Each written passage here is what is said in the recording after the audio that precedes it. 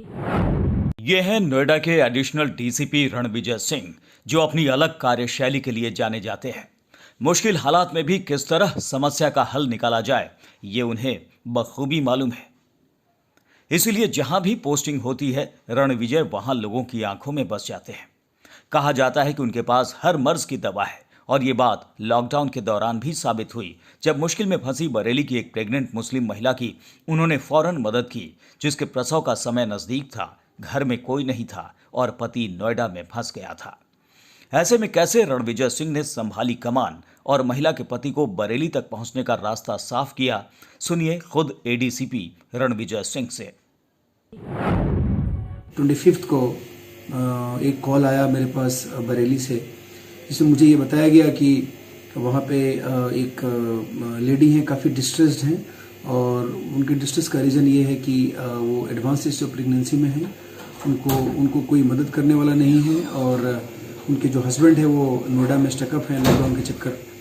तो उस कंडीशन में हम लोगों को काफ़ी तरह से डिफरेंट तरीके से सोच करके उनके उस इशू को हैंडल करना था।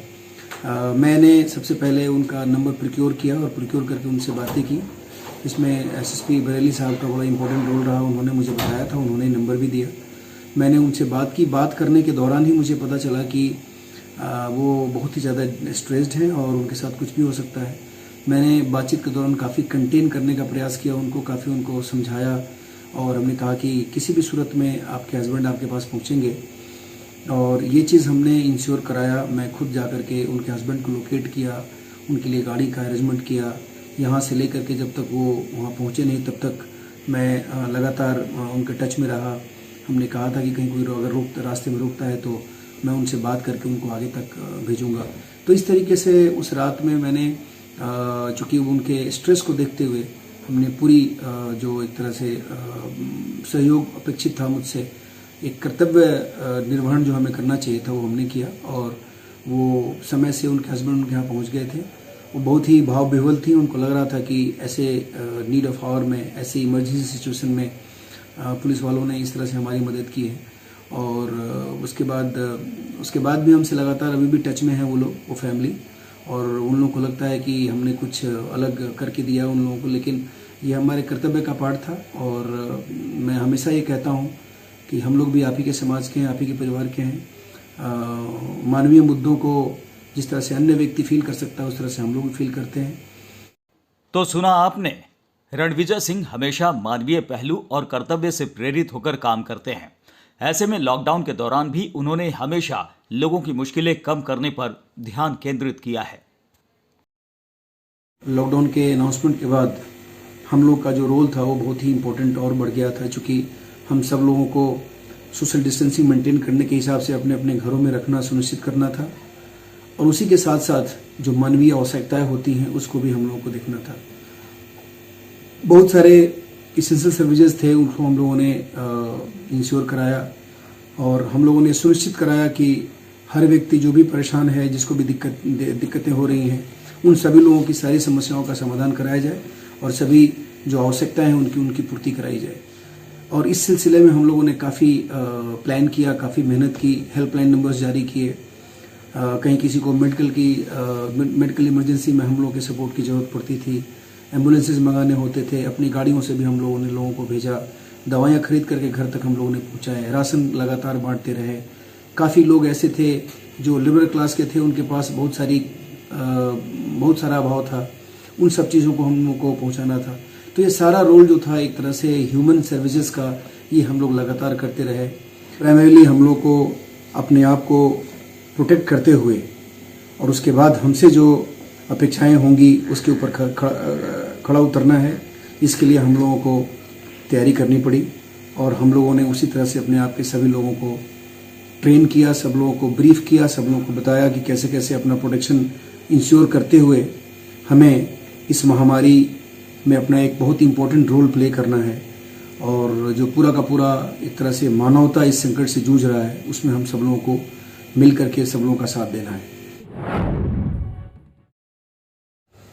देखिए, मैं 2001 बैच का अधिकारी हूँ यहाँ अपने उत्तर प्रदेश पुलिस सेवा का, और मैं इसके पहले 2 स्टेट्स में अपनी सेवाएं दे चुका हूं। मैं सबसे पहले राजस्थान प्रशासनिक सेवा में गया था वर्ष 2000 में, और उसके बाद मैं बिहार में डिप्टी कलेक्टर बना था।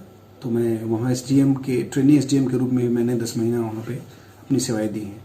लेकिन उसके बाद चूँकि हमारे फैमिली में यूनिफॉर्म का बैकग्राउंड था, मेरे पिताजी भारतीय सेना में थे, तो यूनिफॉर्म के प्रति थोड़ा सा लगाव जरूर था। और जब मेरा सिलेक्शन यहाँ उत्तर प्रदेश पुलिस सेवा में हुआ तो मैंने बिहार प्रशासनिक सेवा की नौकरी को छोड़कर ही मैं यहाँ आ गया। और उसके बाद से मैं लगभग पिछले 16-17 साल से अपनी सेवाएं उत्तर प्रदेश को दे रहा हूँ। इसमें हमारे इम्पोर्टेंट स्टेशंस रहे अलीगढ़, गाजियाबाद, मेरठ, और अभी मैं नोएडा में हूँ। इसके कुछ 2 साल का पीरियड मेरा जौनपुर में भी रहा। कुछ छोटे पीरियड के लिए मैं एक बागपत जनपद में भी गया। देखिए, मैं ये मानता हूँ कि पुलिसिंग हर जगह होती है, लेकिन पुलिस की जो चैलेंजेज हैं वो ऑलमोस्ट सेम है हर जगह। क्राइम कंट्रोल करना, लॉ एंड ऑर्डर को कंट्रोल करना, वहाँ पे वीआईपी मूवमेंट्स को देखना, तो ये सारी चीज़ें बेसिकली ऑलमोस्ट हर जगह मिली। लेकिन हर एरिया का कुछ अपना स्पेसिफिक पैटर्न ऑफ क्राइम होता है। वहाँ के लोगों के या वहाँ के क्रिमिनल्स का मोडस ऑपरेंडी भी कुछ अलग होता है, कुछ माइंडसेट भी क्रिमिनल्स के अलग अलग होते हैं। तो उस तरीके से अगर देखा जाए तो मैं हर जगह चैलेंज हमको मिला, और मैंने पुलिसिंग को एक तरह से दिल से भी करने का प्रयास किया। हमेशा हमारा ह्यूमेन अप्रोच रहा, और हमने ये कोशिश की कि क्राइम कंट्रोल के साथ ही साथ जो पब्लिक ग्रीवांस होती हैं, जो कंप्लेंट्स हम लोग के यहाँ आते हैं, ये हमें विशेष रूप से ध्यान देना चाहिए। और हमने सभी स्टेशंस पे, चाहे वो अलीगढ़ रहा हो, जौनपुर रहा हो, मेरठ रहा हो, गाजियाबाद रहा हो, सभी जगहों पर हमने ये कोशिश की कि एक ह्यूमन टच दिया जाए। पुलिस में हमने एक सबसे बड़ा जो इशू फेस किया या देखा, ऑब्जर्व किया, वो था ट्रस्ट डेफिसिट। आपने देखा होगा कि पुलिस के प्रति आम जन की जो सोच है उसमें काफ़ी विसंगतियां हैं। लोग जनरली अच्छा ओपिनियन नहीं रखते। तो मैंने इस पे बहुत विचार किया और मैंने सोचा कि यह ऐसा इंप्रेशन क्यों है, पुलिस के प्रति जो समाज में एक अच्छी सोच नहीं है, उसका कारण क्या है। उन सभी मुद्दों पर हमने बहुत काम किया और लोगों को मैंने एक ह्यूमन टच देने का प्रयास किया। तो हर जगह हमें काफ़ी इन्वॉल्व होना पड़ा अपने इशूज़ में, लोगों से काफ़ी इन्वॉल्व होकर। जैसे कोई आदमी कंप्लेंट लेके आता था या आता है आज भी, तो जब तक मैं उसके रूट कॉज तक नहीं जाता, उसको रिजॉल्व करने तक का प्रयास नहीं करता, तब तक मैं खुद मुझे सेटिस्फेक्शन नहीं होता। हर जगह लगभग इन्वॉल्व रहा, हर जगह चैलेंजिंग रहे मेरे लिए। लेकिन अगर बहुत स्पेसिफिक अगर आप देखेंगे तो लॉ एंड ऑर्डर के हिसाब से मेरठ काफ़ी चैलेंजिंग रहा मेरे लिए। लेकिन मैं आपको बताना चाहूँगा कि मेरठ के मेरे पूरे 3 साल के टेन्योर में हमने वहाँ के लोगों का लव एंड अफेक्शन बहुत प्राप्त किया, और लोगों के सहयोग से, वहाँ के लोगों के प्यार और स्नेह से हमने बहुत बड़ी बड़ी समस्याएं आई और सबको रिजॉल्व कराया। तो मैं ये मानता हूँ कि पुलिस अफसर को, पुलिस में, इस डिपार्टमेंट में अगर आप हैं तो आपको ह्यूमन टच देकर के अगर अपने पूरी पुलिसिंग के सारे इश्यूज को अगर आप हैंडल करना चाहेंगे तो आप हमेशा हर जगह सफल रहेंगे। देखिए, मैं बिहार के ईस्ट चंपारण जिले के एक छोटे से गांव से बिलोंग करता हूं। मेरी जो प्रारंभिक शिक्षा हुई वो गांव से ही हुई। उसके बाद मैं अपने जनपद के हेडक्वार्टर पे हमने इंटरमीडिएट और ग्रेजुएशन की शिक्षा ली। उसके बाद से मैं दिल्ली विश्वविद्यालय में आ गया, जहाँ पे हमने पोस्ट ग्रेजुएशन किया और वहीं पे LLB की डिग्री हासिल की। मैं दिल्ली यूनिवर्सिटी में लगभग 6 साल रहा और वहाँ पे एक बहुत ही प्रतिष्ठित, और मैं कहूँगा कि हमारे लिए हमारा फॉर्चून मेकर प्लेस जो है वो ग्वार हॉल, जो दिल्ली यूनिवर्सिटी का हॉस्टल है, मैं वहीं रहा। और वहाँ के सीनियर्स लोगों का काफ़ी अच्छा मार्गदर्शन हम लोगों को मिला।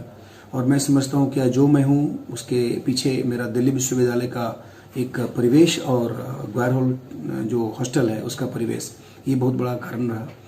और वहाँ से हमने अपनी तैयारी शुरू की सिविल सर्विसेज की, और मैं वहीं से सिविल सर्विसेज की 3 स्टेट्स की परीक्षा पास की।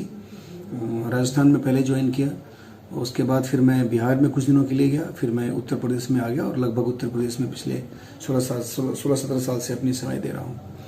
मैं सिविल सर्विसेज के प्रति आकर्षित हुआ था। उसके पीछे कारण, जैसा कि मैंने बताया, कि हमारे परिवार में यूनिफॉर्म का बैकग्राउंड था। मेरे पिताजी सेना में जाने के लिए भी प्रेरित करते थे। मैं एसएसबी क्वालिफाई किया था, लेकिन उसके बाद सिविल सर्विसेज में चूंकि वैरायटीज़ थी और ये हमें ज़्यादा अट्रैक्ट किया कि अगर मैं सिविल सर्विसेज में जाऊंगा तो यहाँ पे बहुत सारे ऑप्शंस होंगे पब्लिक सर्विस के, और इसी के चलते मैं ऑप्ट किया और सिविल सर्विसेज को कैरियर बनाया और उसके पीछे लग करके मैं आज यहाँ पे हूँ। ये सारी हमारी वही सोच थी जिसकी बदौलत मैं यहाँ पे हूँ। देश के बच्चे जो सिविल सर्विसेज के प्रति जाना चाहते हैं उसके लिए बस एक ही चीज़ मैं कहूँगा हमेशा कि सिविल सर्विसेज से बेहतर कैरियर कोई नहीं हो सकता, और अगर आप वाकई एक इंसान हैं और इंसान की मदद करना चाहते हैं तो सिविल सर्विसेज बहुत अच्छा कैरियर हो सकता है। इसके लिए कुछ नहीं, आपको बड़ी लगन के साथ, चूँकि एक सिविल सर्वेंट से जो एक्सपेक्टेड चीज़ें होती हैं उसको टेस्ट करने के लिए जो हमारा जो एग्ज़ाम का सिस्टम है उसको समझने की आवश्यकता होती है। उसमें यह है कि आप किसी मुद्दे को कैसे समझते हैं, कितनी गहराई से समझते हैं, समझ करके उसका उचित समाधान कैसे निकालते हैं। उसके अलावा आप कितने अच्छे तरीके से किसी मामले में बहुत क्विक डिसीजन लेते हैं। तो डिसीजन मेकिंग पावर, आपकी अंडरस्टैंडिंग एबिलिटीज़, आपकी ओवरऑल एक आपका जो एक पर्सनैलिटी है, आपका थॉट प्रोसेस है, इन सभी चीज़ों का टेस्ट होता है। तो हमें एक अच्छा इंसान बनना चाहिए, हमारी सोच और समझ पॉजिटिव होनी चाहिए, हमें हम अपनी निर्णय क्षमता जो हमारी है उसको देखना चाहिए, और इन सभी चीज़ों को अगर हम ठीक कर ले तो मुझे लगता है कि फिर वही चीज़ें हमारे एग्ज़ाम के प्रोसेस में डिफरेंट स्टेजेस में रिफ्लेक्ट होती हैं। अगर हम प्रीलिम्स देते हैं तो हम कितना क्विकली किसी चीज़ के आंसर को आइडेंटिफाई कर लेते हैं और निकाल लेते हैं, सही आंसर को निकाल लेते हैं, हमारी मेमोरी कितनी अच्छी होती है, हमारा बैकग्राउंड कितना अच्छा है, हम किसी टॉपिक को कितनी गहराई से पढ़े हुए हैं, उसका टेस्ट हो जाता है। जब आप मेंस स्टेज में जाते हैं तो मेंस स्टेज में कॉम्प्रिहेंसिवली अगर किसी चीज़ पे आपको कुछ बताना है, कुछ सोचना है, कुछ लिखना है, कुछ करना है, तो कितना अच्छा तरीके से आप कर सकते हैं वो उसका टेस्ट हो जाता है। और जब आप इंटरव्यू में जाते हैं तो इंटरव्यू में आपके व्यक्तित्व का पूरा एक तरह से टेस्ट हो जाता है। तो मैं समझता हूँ कि इन सब चीज़ों को अगर स्टार्टिंग समय में जब आप प्रिपरेशन करना शुरू करते हैं और इन सब मुद्दों पर आपने ध्यान से सोचा तो मुझे लगता है कि सिविल सर्विसेज क्वालिफाई करना कोई टफ काम नहीं होता है। और अगर वाकई आप अगर आप इंटरेस्टेड हैं लोगों की सेवा के लिए तो ये बहुत बेहतर करियर होता है। और मैं आप सब लोगों को शुभकामनाएं देना चाहता हूं जो एस्पिरेंट्स हैं, जिनको सिविल सर्वेंट्स बनने की इच्छा है। आप सब लोग के लिए मेरी शुभकामनाएं हैं, और मुझे लगता है कि लगन के साथ अगर आप इस परीक्षा की तैयारी करेंगे तो आप जरूर क्वालिफाई करेंगे।